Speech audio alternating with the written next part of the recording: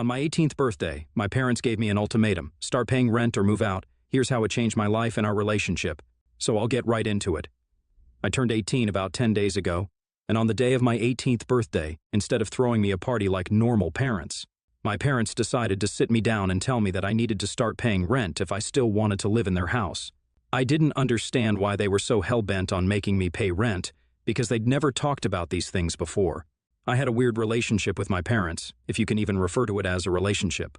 Growing up, everything was provided for, but we didn't talk, and my parents weren't affectionate or loving towards me. So, I grew up being pretty distant from them.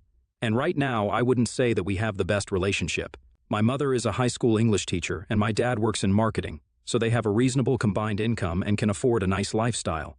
But I always had this feeling that they didn't really enjoy spending money on me and did it more out of a sense of obligation rather than because they actually wanted their only kid to have things that I liked. So, just to be on the safe side, I decided to get a job in high school. It was just the job of an intern at the nearby office supply store, but it paid decently, and I could manage it alongside school. So I had no complaints. I had even saved up some money for myself.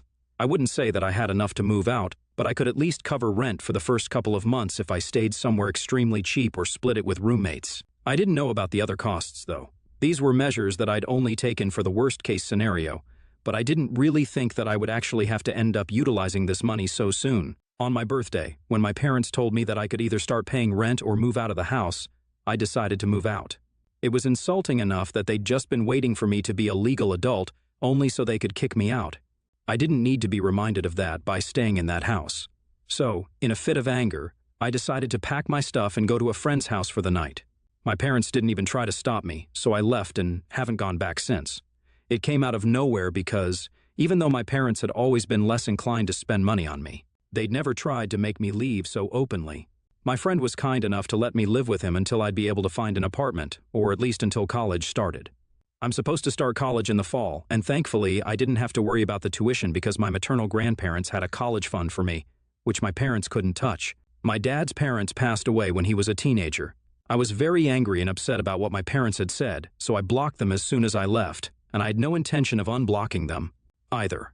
Like I said, we weren't really close, but I expected them to at least have the common decency to let me live in their house until I was able to afford my own place. I knew that they weren't obliged to look out for me now that I was an adult, but it still hurt. On the 4th day, I received a call from my grandparents and they asked me to visit. I realized that they had no idea what had happened, so I visited them and told them everything. They'd always known that my parents weren't the most emotionally available people when it came to me, but they were livid when I told them about my parents insisting that I either pay rent or leave. They told me that it was outrageous and they couldn't accept behavior of this sort. They asked me to move in with them like they had several times before, but I refused yet again because my grandparents were old, and I didn't want to be an extra burden on them. My grandpa had a furniture company, and they were pretty comfortable financially, so it wasn't that which I was worried about. But my grandpa was suffering from Parkinson's, and my grandma had enough to deal with as it is. I didn't want to pile on and add more to her plate. I knew that they would have loved to have me there with them, but I cared too much about my grandparents to impose my presence on them. Besides, now that I was an adult, I couldn't just rely on them for help, and I had to make something of myself for the future. That's why I refused to move in with them, which disappointed them a little, but they understood where I was coming from. For me, it was just good enough that they'd even offered to let me live with them, because not a lot of people have that kind of heart, especially not the kind of people I grew up with, not my parents for sure. They told me that I could ask them for whatever help that I needed, and they'd be there for me, which meant a lot. I visited my grandparents at least once a week, but after that, I got kind of busy looking for apartments to move into because there was still a good few months to go before college started. Then, yesterday, I received a call from my parents. My dad was using his business number because that was the only one that I'd forgotten to block. When I answered the call, I realized that both my parents were on the line to talk to me. They informed me that my grandparents had decided to back out of an investment on account of what I told them. And now my parents were panicking because this was my father's business that he was going to start in a couple of months. My mother had convinced my grandpa with great difficulty to come on board as an investor, but as soon as he learned what my parents had said to me, he backed out of the deal. Apparently, my father's new business idea was also the reason he was asking me to pay rent, because then he would have another source of money as well and would end up saving a lot so that money could eventually go into his business. And now they wanted my grandpa to come back on board, and I was the only person who could manage that. So they wanted me to speak to him and bring him back. I told them that I wasn't going to do anything because this was their own fault. They'd been horrible to me, not just recently but for most of my life, and had made me feel like a burden literally constantly. So now they really had no right to expect anything of me. They dug their own grave, and now they had to lie in it. I was just about to disconnect the call when my mother told me how unfair and ungrateful I was being. She told me that all through my life it had been them who had paid for everything, and now that I had a little money of my own, I was turning my back on them. They told me that this was apparently my fault somehow because they really hadn't considered that I would end up leaving and moving out. She told me that the only reason they even expected and asked me to pay rent was because I could afford to, and they knew it. And apparently, they weren't even going to ask me for much. But they didn't even get to the amount because I stormed off in such a rage. My mother almost started crying and told me that she knew they hadn't been the best parents, but that didn't mean that they didn't care for me. And the way I was acting right now made them feel as if they'd done something wrong. My dad told me that it was up to me what I wanted to do, but he reminded me that this business he was about to start was his dream project, and he would be shattered if it didn't come through. Only because they had asked me to do something as simple as pay rent, which was something a lot of parents all over the country do anyway without consequences. They told me to think about it and let them know within a week, and now I obviously feel like a horrible human being, and I have no idea what to do. AITA for moving out when my parents gave me an ultimatum to either move out or pay rent. Update 1. So, okay, I don't think I'm going to go back and apologize to my parents like I was planning to. My emotions just got the better of me that day, I guess. Now that I've thought about things with a clearer head and also read the comments on my post, I don't really think that I owe it to them to go back, apologize, or speak to my grandparents to make everything right. I still have 2 days before I have to let them know about my decision, but I've already made up my mind. And I also know that they're not going to take this kindly. My mother was pretty emotional, but now that I think of it, the tears could have been fake just as easily. I couldn't see them, so who's to say if she was really crying or just pretending to cry so that I would feel bad? It sounds very cynical, but honestly, I don't trust my parents one bit. And it's not like they've done anything to remedy that situation. I haven't yet talked to my grandparents about this because I don't want to make it seem like I'm getting too involved in something that doesn't concern me. I have, however, discussed this situation with my friends, and they think that whatever I'm doing is completely justified. My parents were the ones who started this fight, so now they can't just shift the blame onto me and expect me to be okay with it. They need to take accountability for their own actions. Update 2. Okay, so I have to tell my parents tomorrow about my decision, and today I decided to talk to my grandparents about this. I know I said that I was feeling good about my decision in the last update, but I feel like I have way too much of a conscience to just do this and not feel guilty about shattering my father's dreams. It's dramatic, I know, but that's exactly the way he put it. Now, I don't know if that was for effect or if he really feels that way about his new business. When I talked to my grandparents about that phone call with my parents, they told me that I had nothing to worry about or feel guilty about. They said that after they learned from me about the ultimatum, they'd already made up their minds to back out of the deal, and now nothing was going to change that. It wasn't just me, but there were a couple of other factors as well that had led to them stepping down as investors in the business. They didn't even trust my father and had only come on board because of my mother, but now even that trust has been broken, and you just can't build a business without trust. That helped me with the guilt because either way, I couldn't have convinced my grandparents to come back on board with the deal. So this is technically really not my fault. It's their own. Update 3. Today I told my parents about my decision, and I don't know why I had even expected them to take it reasonably. I decided to break the news to them on the phone because I didn't want to risk more drama by turning up at their house. When I called them, my mother answered her phone, and she sounded really excited, so I decided not to give them any false hope by beating around the bush and told her straight away that I had decided not to talk to my grandparents and convince them to come back on board. I told them my reasons as well, and made sure that they knew the entire truth so they couldn't delude themselves into believing that they were somehow not at fault here. There were about 1,000 different ways that they could have gone about the situation without insulting me and making me feel small for not wanting to pay rent.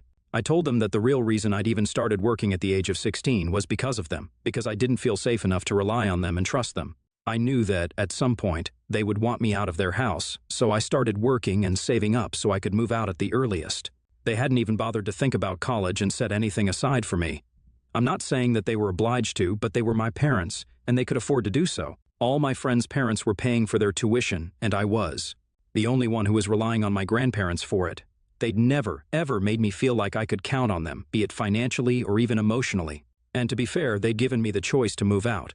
So I just took them up on their own offer, and now they couldn't complain about it. I didn't owe it to them to talk to my grandparents and clear the air between them.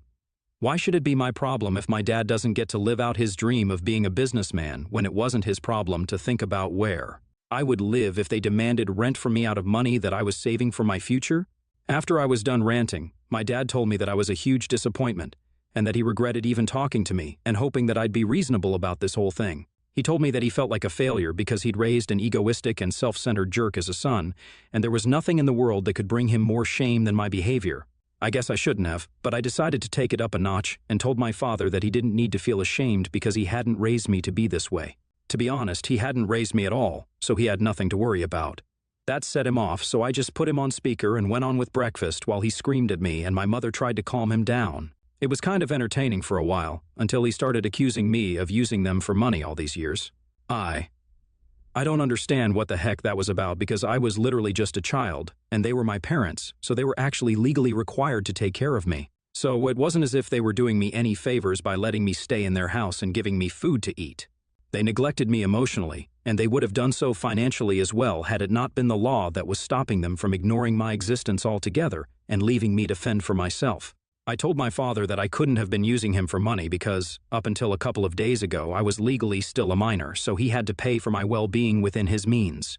And even then, I would try my very best not to ask him for money and use my savings for things that I would need, even if it was something as simple as sneakers.